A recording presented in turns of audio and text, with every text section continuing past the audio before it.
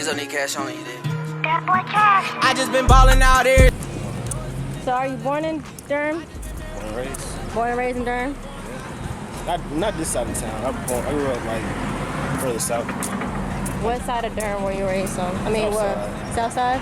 All of my diamonds gon' bust out the meter. I'm dripping water, nigga, Aquafina. Then that bitch capping if she think I need her. Hit her one time and then I gotta leave her. I'm a real street nigga. So I guess tell us about the beginning. Like, where did it all start? Well, it started right after graduation. I graduated in 2015 from Winston-Salem State University, where I met Cali. Yeah. We were good friends, hanging out. Right. In and out of class. You've always been a very fashionable, very stylish type of guy. Yeah. It kind of fell on that. It's kind of funny Right. that this is kind of what I ended up doing for myself, considering what I was already doing before it was a thing, I guess. Okay, yeah.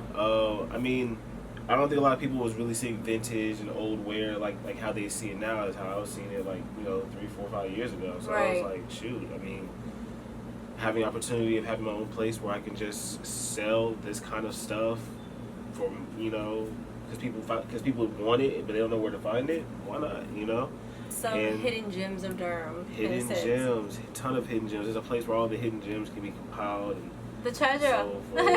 I feel you. Yeah. So, as far as being a creative, you feel like style was kind of one of those things that just came natural to you. It didn't have to work too hard to be I guess, is it stylist or into style? What would you call yourself? Are you just like a business owner? What would the case be if you had a full I title consider on it? myself a stylist, but I mean, a business owner could be like the big kind of Big overall. picture, I got you. But the stylist part does play a role in just kind of I remember when I was back in school, I used to spend days helping my friends get dressed because they was having a hard time. I'm already ready to go to the cave. Right. These guys still sitting in their rooms, sitting in their closet. I know, bro, should I wear these? I'm like, bro, you're making this too difficult. Bro, you see this already. Bro, just put those on, call it a day, and make it happen. yeah, but it wasn't easy for a lot of people. So having the opportunity to kind of make it easy for people to see something and put it on, even now, trying to get a nice plethora of items, in your closet. That's always the hardest thing for me is getting a nice pick of items. Because you don't want too many, and then you don't want all the same color, you don't want all the same pattern, but at the same time, it's I try to shop for 3 or 4 outfits ahead of time. Yeah. So if it's something that I can use and manipulate a couple of times, I'm more likely to shop for or buy it. But if something I can only wear one time, I'm not likely to purchase it because it's just that's not how my style works. So my style's so versatile. I need to be able to I need to be able to flip it up. This hoodie, these items are probably some of my most recent purchases. These shorts are from here, Skate Shop, Manifest. You see the big M's? See the M's? Check it out. When you see that M, you know Manifest. Manifest Skate Shop, But and this hoodie, this is Travis Scott hoodie. Shout out to him, happy birthday. Yeah, I don't really spend money buying things that are really one of one-ish. Not a lot of people are gonna have it. Not a lot of people are gonna be ooh, I gotta have it. But it's a real taste thing. Only certain people can really pull it off. Color blocking has been huge with me. Okay, that's what I was gonna ask you. So what would you be your I guess your favorite go-to styles? It'd be right color now, blocking, I don't even it'd wear be, jeans still no more. vintage. I don't wear jeans no more. Literally, I don't really want to ever have to wear jeans anymore. If I can avoid it. Wait, I love sweatpants? Yeah, windbreakers. Those real kind of like sweatpants. Like the jersey, the jogger style material. Yeah, but I they're more a kind of the swishy pants kind of style. Okay. The baggy, more comfortable look. Just because I'm not working in the office and I like to move around a lot, so it's comfortable. And shorts, shorts and when it gets a little cooler in the evenings, hoodies.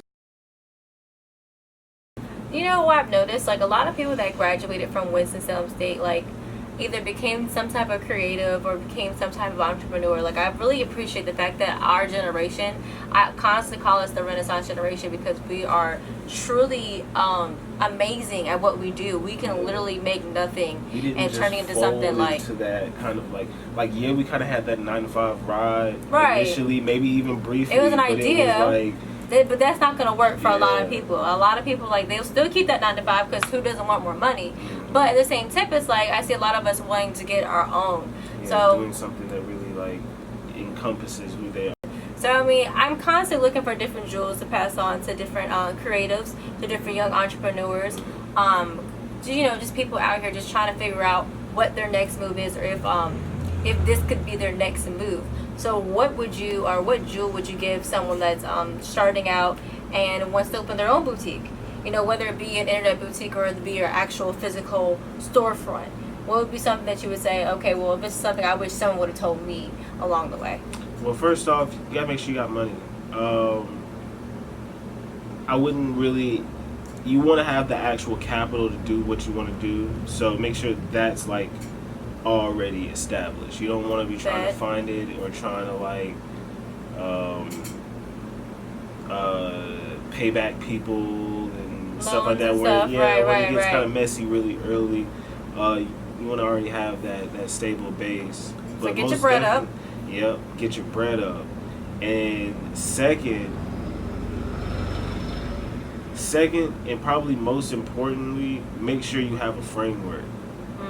Because even though you say this is what you want to do, you need to know this and have a set kind of. Come on with it. Have an idea what you really want to do. Yeah, like even if it's something that you're starting, like you're starting it, but you gotta have more to it. Like you gotta have like what you want to do with this, how you want to build on this. Even though you just started, like how you want to build on it, and you want to have it written down.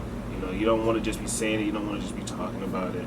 You don't want to just be thinking about it. You're kind of like purchasing something that's invested in it on like the fly. And some people do that because it sounds good or because it looks good, but it's like, okay, then now you have to make that look good and sound good work for you now. Like you have to make your money back. You can look back like 2 years and see like, okay, I wrote this down and I actually ended up getting this done. And, you can just check that up.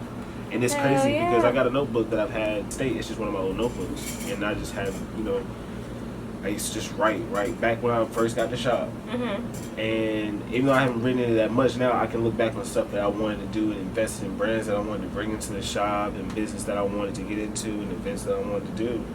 And, sooner or later, they all came to be. Any struggles when it came to like doing this?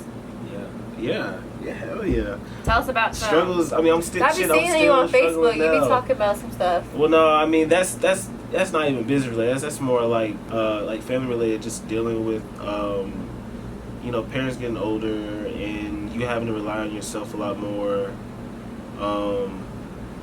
Realizing who's really there support wise, and like even though like I'm 25, I'm still growing up. Like, right. Just because people say like, oh, you turned 21, you're an adult. That's not the fact. Depending on how you grew up and who you grew up with, and relationships and stuff, plays a big role. Mm-hmm. So me having this shop was like my primary thing, besides having a part time. And just as you get older and you do things and you have stuff that goes on, I've dropped my side jobs back and left them because they didn't treat me right. They weren't paying me good enough. But capital is my big thing.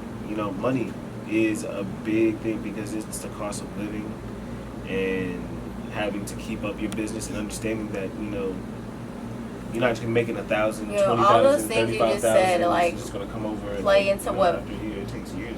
Can like fuck up my whole like mindset when it comes to like my business though. Like if my family is not straight, I can't think. If my money's not straight, I can't think. Yeah, when my mom got sick, I wasn't here for like a month. Like legit, like it was a blessing that 2 years ago when Mike came along and told me like, yo, I want to open up a skate shop. I'm like, hell yeah, let's do this. And everything was just rolling beautifully. And then family stuff had to come up, and I actually had to take time away from the shop.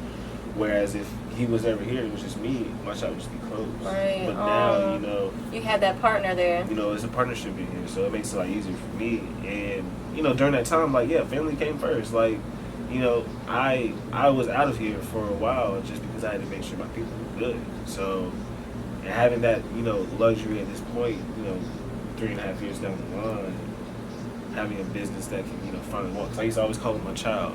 Everybody's like, oh, I got kids. So no, she a little bit older. She like 4. I mean, even though she's 3, she can handle herself. She don't talk much. But she should.